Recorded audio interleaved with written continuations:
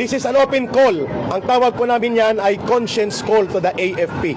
Hindi po kodita ang gusto naming mangyari. Hindi din po mutiny, kundi ang AFP must abide by their constitutional mandate.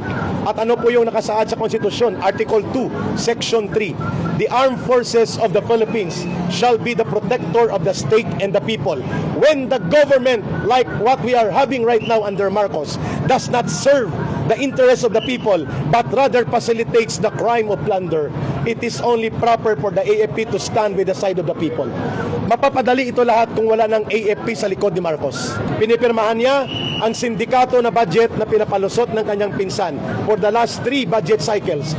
Ibig sabihin po, ang conspiracy ni Marcos at ni Romualdez ang naging dahilan kung bakit naging malakas ang loob ng kagaya ni Saldico na maging kriminal na mandurukot at mangangamkam sa kaban ng bayan, ang sindikato sa DPWH hanggang sa baba, hindi lamang sa taas na antas, at pati ang mga kriminal na contractors na numbalik, sapagkat ang unang nawala ay yung tinatawag nating fear factor, yung pagkatakot na may kalalagyan ka kapag ikaw ay nagnakaw sa kaban ng bayan. Ang pangalawa, there is no certainty of conviction na makikita ngayon na kahit magnakaw ka, pwede kang tumakas, magtago kagaya ng ginagawa ngayon nila Saldico.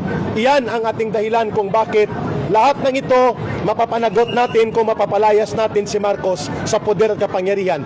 Pero hindi sa pamamagitan ng karahasan, people power, na mapayapa, tuloy-tuloy, ngunit hindi tayo titigil na hindi siya bumababa. Pangalawa, mapapadali pong lahat ng ito kung dumagsa ang tao sa lansangan, mapipilitan ang Armed Forces of the Philippines to withdraw support from the Commander-in-Chief. Ito ang pinakamabilis na transisyon. Hindi tayo lalabas doon sa constitutional line of succession. Ibig sabihin po, nasa batas pa rin ang pagkilos natin.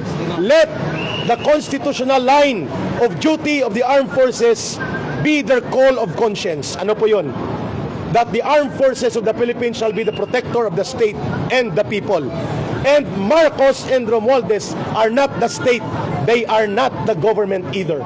Ibig sabihin po, mapapadali ito lahat kapag nanindigan ang AFP kasama ang PNP to withdraw support from the Commander-in-Chief that will render Marcos inutil, and therefore a transition of power as stated by the Constitution can take place.